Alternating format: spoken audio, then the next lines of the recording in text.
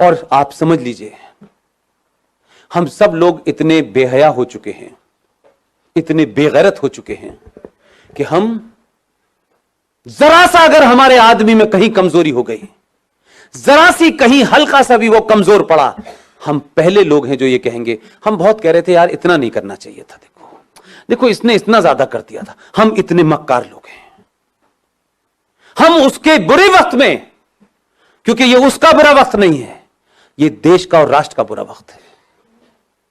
इस वक्त कुछ भी नहीं सोचना है मुझे, न मैं सोचना चाहता हूं, न मेरी कोई महत्वाकांक्षा है। हम अगर 5 लोगों को जगा सकते हैं तो 5 को जगाएं, क्योंकि हमारे यहां कुछ लोग सो नहीं रहे हैं, हमारे यहां जगे हुए लोग भी सोने का बहाना कर रहे हैं।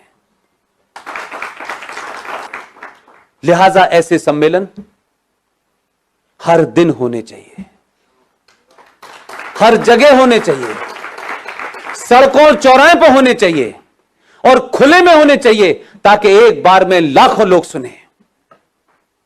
इसकी यह महत्वता नहीं है कि इसमें कौन बोलने आया है, कौन चीफ गेस्ट है, कोई ना कोई आता रहेगा। और आपने सोचा भी नहीं होगा कि इस देश में 15-20 लोग इसी समय देश के अलग अलग कोनों पे बोल रहे हैं। उनका किसी पार्टी से कोई संबंध नहीं है, वो किसी पार्टी के ऑफिस नहीं गए। हमारा राष्ट्रवाद राज्यसभा की कुर्सी तक महफूज नहीं रहना चाहिए। अब हम राज्यसभा में आ गए तो हमारा राष्ट्रवाद पूरा हो गया, अब हमें सत्ता की मलाई खानी है। उससे पहले हम बहुत राष्ट्रवादी थे। मैंने कई लोगों को रातों रात बदलते देखा है पिछले 6 महीने में, माफ कीजिएगा। एकदम दुकान बंद हो गई है उनकी, अब वो पॉलिटिकली करेक्ट हो गए हैं। अब उन्हें उन लोगों में बैठना है जिन्हें इंटेलेक्चुअल कहा जाता है।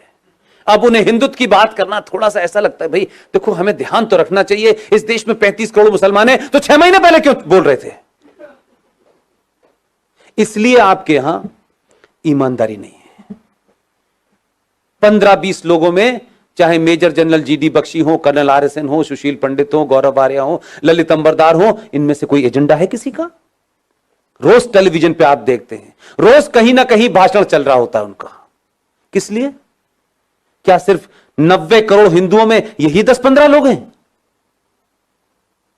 क्यों नहीं हर घर के अंदर 2-2 लोग पैदा हो रहे हैं? क्यों हम ये मानते हैं कि राष्ट्रवाद एक शाम में चाय पीने जैसा है कि थोड़ी देर के लिए राष्ट्रवाद भी बात कर लें? कुछ लोगों का राष्ट्रवाद 9 बजे रिपब्लिक टीवी देख के शुरू होता है और 11 बजे कहते हैं बस भारत माता की जय, सो जाओ। राष्ट्रवाद जीना होता है। अगर आपको अपने पे गर्व नहीं है, अपने इतिहास पे गर्व नहीं है, आपको बौनों जिन्होंने गुलाम बनाया है, अगर आप उनको महसूस कर रहे हैं, आप उनको मजबूरी में आपको झेलना पड़ रहा है, तो इसका मतलब यह है कि आपके अंदर कोई अपना स्वाभिमान नहीं है।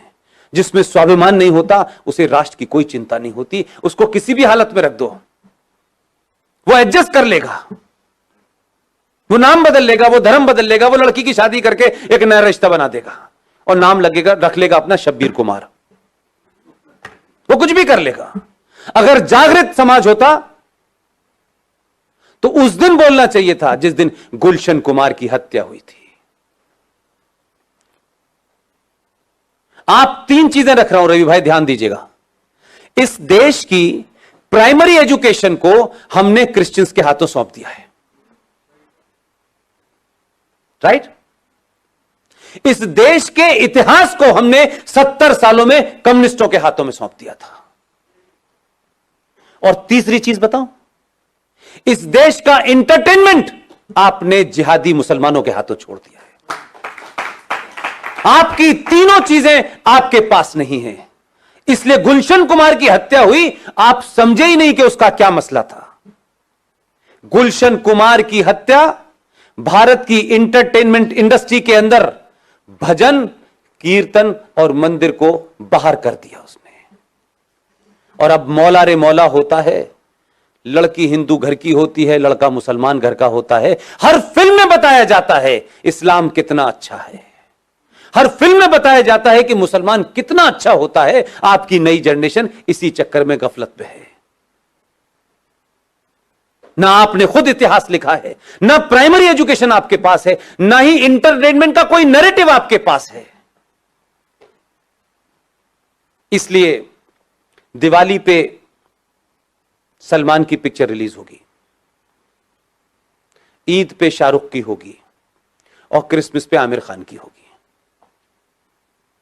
आपकी फिल्म कहां बन रही है, कैसे बन रही है, पता नहीं है।